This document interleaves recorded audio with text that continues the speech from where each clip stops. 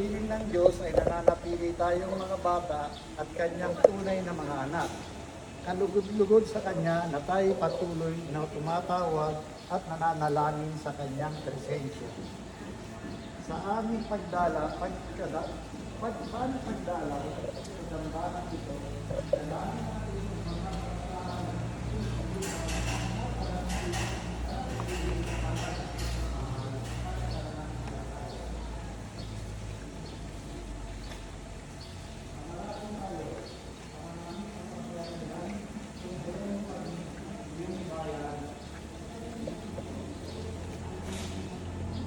magpasawalang hanggan ang pagpapayag sa salita ng Diyos. Noong mga araw na iyon, si Samuel na may natutulog sa templo, sa may kaban ng tipan. Nang nagmamadaling araw na, siya'y tinawag ng Panginoon. Samuel, Samuel. Po, sagot niya.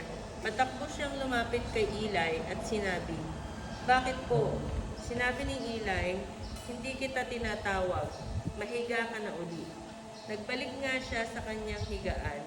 Tinawag siya uli ng Panginoon.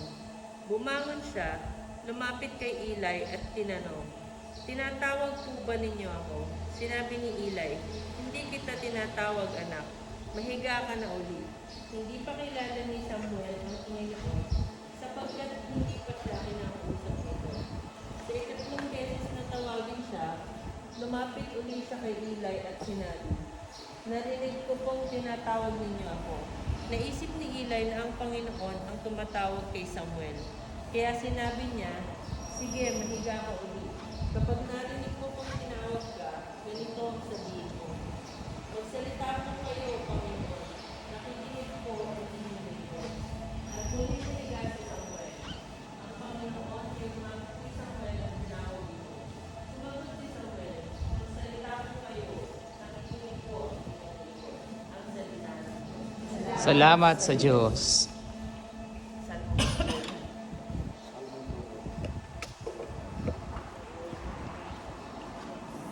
Salmong pupunan.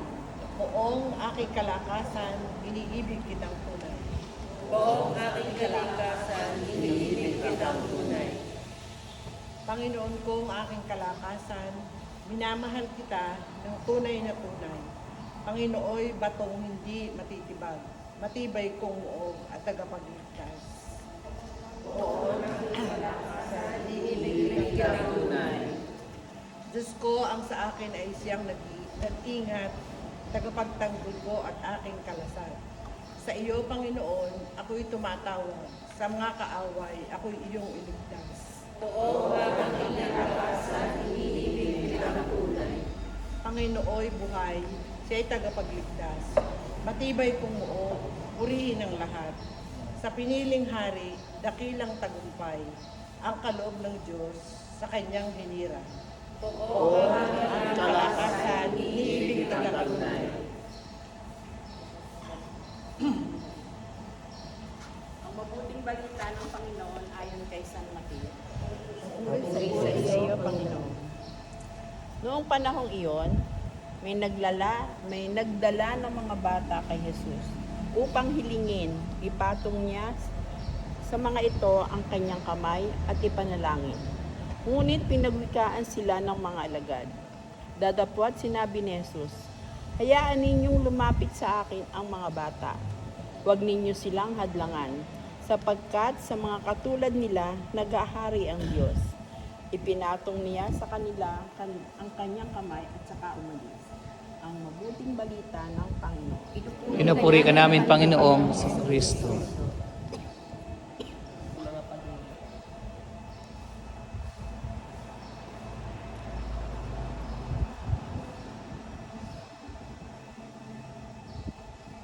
Panalangin ng bayan. Buong kababaang loob nating ipanalangin ang biyayang paglapit sa Diyos ng may malinis na kalooban at mapagpakumbabang pananalig. Banalin mo kami. Para sa simbahan, manatili nawa siyang isang mabisang paalala sa buong mundo na ang Panginoon ay patuloy na dumarating sa katauhan ng lahat na humihingi sa atin ng tulong. Manalangin tayo. Panginoon. Para sa Santo Papa, mga obispo at mga pari, sa pamamagitan ng kanilang halimbawa, sila naway maging inspirasyon sa buong simbahan sa pagiging laging handang sumalubong kay Jesus. Manalangin tayo. Panginoon, panalangin mo kami. Para sa lahat ng mga kabataan at pangangalaga sa mga kabataan, itulong nawa nila sa kanilang mga kasamahan kung paano makilala si Jesus sa kanilang kapwa at sa lubungin siya tuwing na buong isip. Manalangin tayo. Panginoon, panalangin mo kami. Para sa mga may karamdaman, naway patuloy silang umasa kay Jesus sa kabila ng kanilang karamdaman at sila nawa ay mapagkalooban ng pangangalaga tulad ng kay Jesus. Mula sa mga Panginoon, papanalangin mo kami.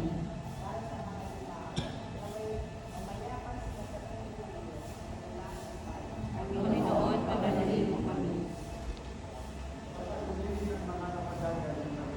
At tulong ni Jesus na sa Panginoon natin at Diyos. Sama-sama natin gagalin ang mga namin. Ama namin, sumasalangit ka, sambahin ang ngalan mo, papasa amin ang kaharian mo, sundin ang loob mo sa lupa para ng sa langit. Bigyan mo kami ngayon ng aming kakanin sa araw-araw. Patawarin mo kami sa aming mga sala, para nakapatawad namin sa nagkakasala sa amin. At huwag mo kaming ipahintulot sa tukso, at adya mo kami sa lahat ng masama.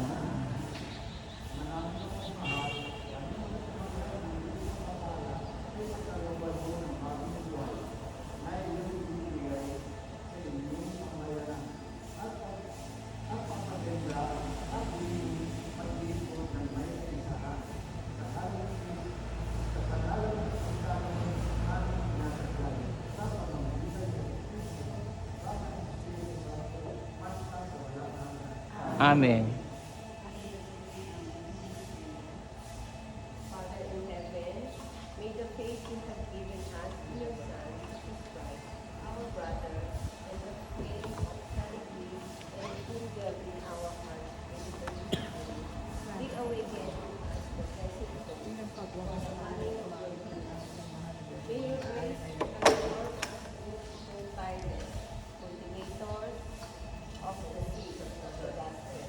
May those give the transformed crown within God humanity and the whole cosmos to the servant of our heaven and our new earth, when the power of the will around will rule inside eternity. May the grace of the Jubilee be awakened in us, children of hope, a yearning for the treasures of heaven. May nothing bring bread and joy and peace of our Redeemer through the earth. May you are God, eternally blessed, be glory and praise forever. Our Father, who art in heaven, hallowed be thy name. Give us this day our daily bread, and forgive us our sins, as we forgive those who trespass against us.